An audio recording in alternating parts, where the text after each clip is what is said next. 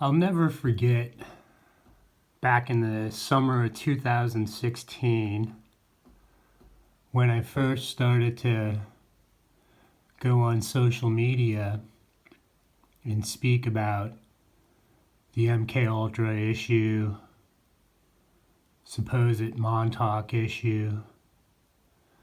And I started off on Facebook, which most of us know by now is a disaster. But I had some, friends on there that they seemed to know a thing or two, had some information. James Rink was one of them. Randy Moggins, I haven't caught up with him lately. It's been a while. Hope he's doing well. James Bartley. And then there was this JoJo Seebacher. Nice lady. She seemed to have some information. But the thing with James is I remember asking him some questions, and his response was, if I paid $60, he would be able to have, I guess, one of his cohorts check the Akashic records. And we don't need to get into that. But I was like, I thought to myself, I've been watching this guy's videos, these super soldier videos, because they talked about MK Ultra on occasion, but it was more geared to the secret space program and concerning these tall tales of 20 and back with the time travel. But it just he had been saying in his videos that, all you got to do is contact him. It was actually in his description thing. And he'd be able to help out whoever. The problem was he couldn't somehow help out me. Meaning Paul Wilson Lindner Jr., aka Positive Paul. And now it's Wednesday, August 10th, 2023. And I'm still at this. The body count's been stacking up. I've been watching, paying attention. Very few people that really are roped into this, however it may be, they're on a short leash. And I always noticed James and his cadre of super soldiers, they had all these stories about fighting these galactic wars, talking about, the big ascension. But where you actually see this come together, and you begin to chronologically look at when information was disseminated, how it was disseminated, who disseminated where, you don't have much to go on before the 2000s, before 9/11, concerning these super soldiers. Now, of course, one can talk about what the Germans were up to and other different aspects of, trying to create the ultimate warrior, ultimate Marine. But the thing of it is, here you see on May 30th, 2012, is when this really gets legs and up and running. Now, we don't need to talk about December 21st, 2012 anymore, but we understand what was supposed to happen, what did not happen. And when you clearly look on the internet, social media, if you're paying attention, that was a very big issue, but within the Mayan calendar, issue, you start to see all these different aspects of what is part of the conspiratorial swamp,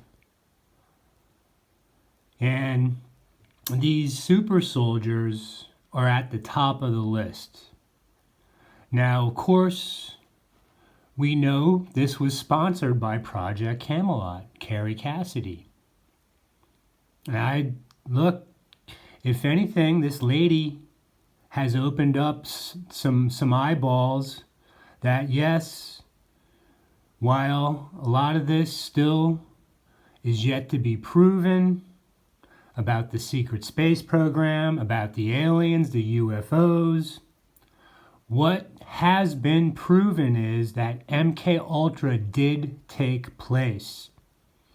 And the genesis of that goes back prior to World War II with what the Germans were doing, and then leading up to the concentration camps, but their efforts to make a super soldier.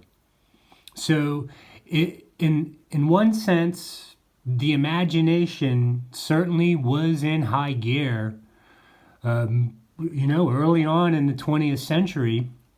But when did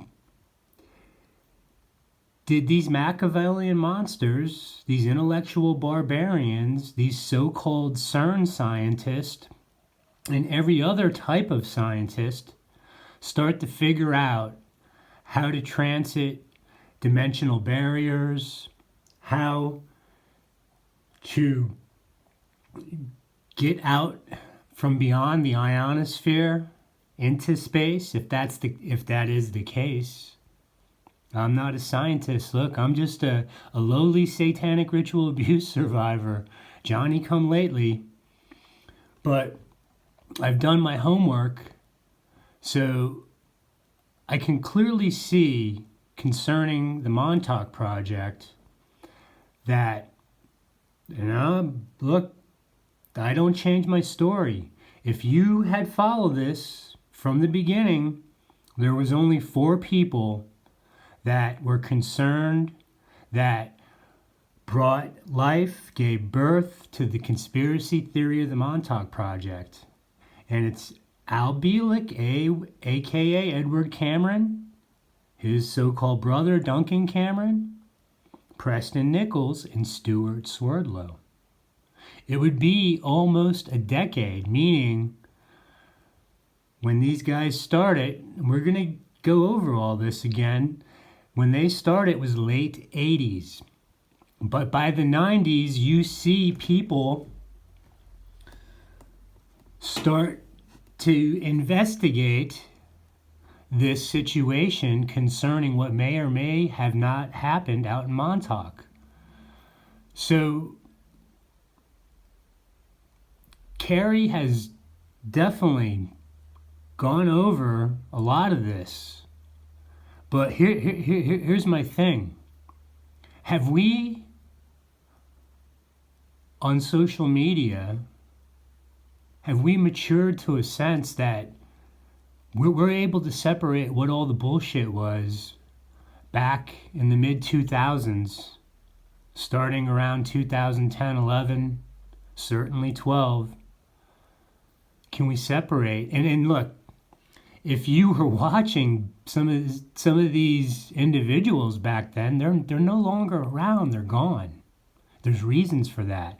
Some of them are actually dead because you have a short shelf life once you start opening your yap about what the activities of these sad sack Satanists are and all their cohorts, which now, if you're an American, it's contaminated the whole entire bureaucracy within the United States government. It's look, it's a poison that once you're exposed to it, you have to stick your head in the sand. You have to turn a blind eye to evil, or else evil will come find you, come knocking on your door, and they'll strip you of everything you have and reduce you to nothing. But what you'll have is, though, for some, is your soul. So what we are trying to figure out is who was really part of this Montauk Project. Now, James didn't get involved up until right about where you see this, May 30th, 2012. But it wouldn't be until 2014 where he had his big meetup with Preston Nichols and Duncan. And they took him under his wing, groomed him. But see, the thing with James is, and he's one of the ringleaders here, all right? His vast knowledge of the Philadelphia experiment, how it relates to the Montauk Project and the Montauk Project itself, if you followed this, it's contradiction after contradiction. Now, this is where we work on what are the contradictions. Now, when you talk about the Montauk Project, you got the original 4.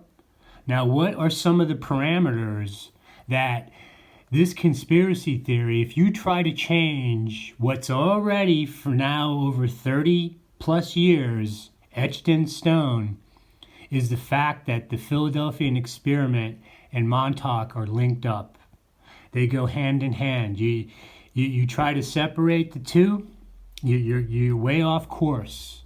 Now, the second thing concerns the time travel and the ability of these, again, sad sack Satanist, American Nazi, Edomite, Satanist, these Machiavellian monsters, all right, Satan's little helpers, had they figured out a way to what at one point in our history naturally existed, being able to transit dimensions, but what happened was the fall of man caused them to lose that access, with the Spirit of God leaving mankind and obviously being returned when Jesus shows up on the scene. But the point is, it's time that separates these dimensions, and it's accessible, but we clearly didn't have that technology back before World War II. They say, oh, the Nazis perfected this, perfected that. And certainly we've got a lot to go on that we could see what they were doing. But at Montauk, one of the things, right, when Al and Duncan had arrived on August 12th, 1983, von Neumann was waiting for them, saying, look, we can control time and space from this end. We need to send you two back and destroy the equipment on the Eldritch to stop the bubble and hyperspace from expanding. So the crux is your other criteria. If you claim to be a part of this, you have to understand where you were between the years of 1980 and 1983. Meaning, in my case, after I finished the 7th grade in 1980, and I started my summer, and this is where my missing time starts, and I've gone over the story, Lenny Rinaldi, Lake Panorama. And the next thing you know, I pick back up in August of 83. So you can't change those dates. That is the conspiracy theory per Al, Preston, and Stewart. Because remember, Duncan don't say much. So, here, excuse me. So here's one of the things that I want to beat up on James for a little while.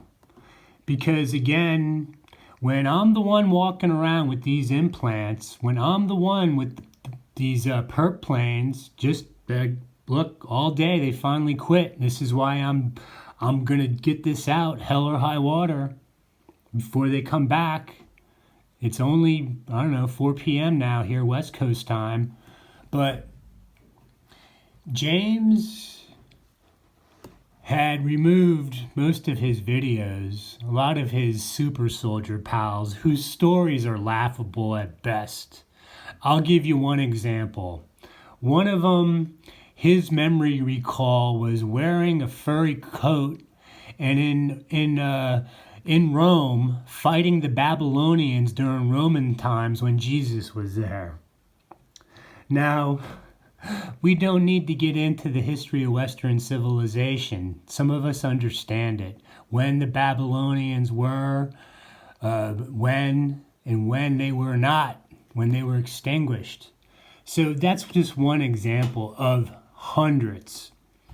But here, more recently, I had to sit in for this video last week of Jimmy Payne. Now remember, for those of you that are paying attention to me, and I understand very few people are allowed to watch, but this Jimmy Payne guy, all of a sudden, he's the big time traveler. And once they started this live stream last week, and this guy is saying that he saw Al Bielek, meaning Edward Cameron, on the Eldridge because he was there. And he just comes out of the woodwork right now. Remember, people, I've been following this since at least the end of 2015. I've been paying attention to this.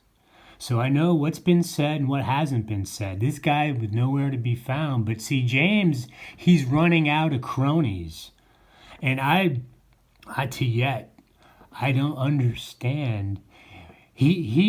See, what happened back in, say, 2017, after I started putting the screws to him about the stalking, harassment, that these guys claim to be part of all this, running their yaps, but yet they're in these little cushy homes, apartments, with all this, surrounded by expensive technology, audio equipment, all right, the expensive microphones, and have access to the...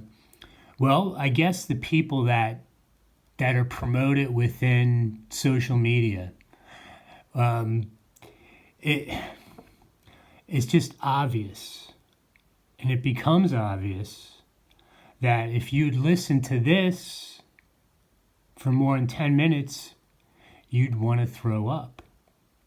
Because, again, they've got the whole thing wrong. So here, because no one cares about this really but me, because what I'm going to prove, and I've already proven this, I'm doing this again because I have nothing to do, there's no job to go to, but what I have is the truth.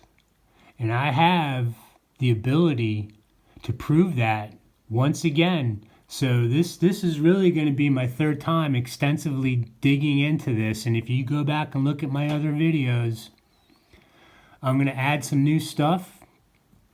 But the thing with James Rink, this is what's bothering me, people.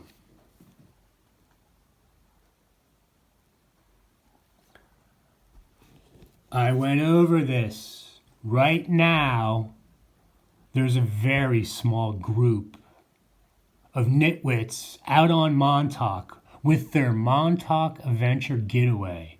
And they needed $1,000 for whoever wanted to go to cover all their expenses, rental cars, and to wander around Camp Hero.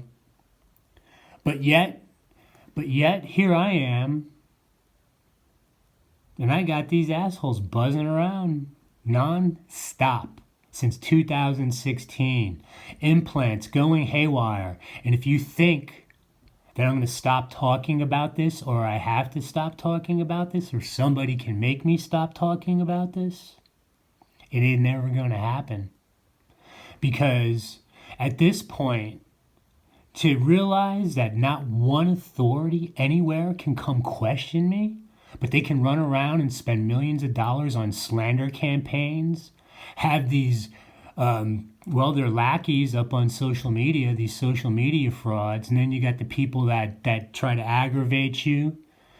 See, I went through this trying to be nice, trying to open honest communications. And I know people think different. So what I've learned along the way, and my as you know, who I really like is Robin's Hood, and he himself has gone through YouTube University, understanding that if you think if YouTube's on the up and up, it just or anywhere you go now, because it's in this late hour, and who will be able to withstand the devil really? But here they are, and these guys, not one peep about whether biblical prophecy is going to proceed as predicted, as already witnessed, the Revelation 12 sign. That was our clue. That was our sign to get up off your asses and understand what the prophecies are, what the sections in Scripture that are relevant and germane to today, right now, the last generation. Where are they leading us? And if time is everything, think of it this way, people. All right? When you look at Genesis, in the beginning, God created the heaven and earth. In the beginning is time. God has created all of time already. Heaven is space, and earth is matter. So God exists outside of time. And if you want to try to, I guess, lead somebody to that conclusion, all right, this is where you go. We're in Ecclesiastes, excuse my pronunciation, but it is, where are we at? Hang on, I can't see. Okay, here we go. Excuse me, folks. It's Ecclesiastes chapter 3, verse 15. That which hath been is now, and that which is to be hath already been, and God requireth that which is past. Now, when we try to slow down and think about that which hath been is now. The past is present. And that which is to be, the future, it's already been. And God's going to require that which is past. So when I see this, I don't see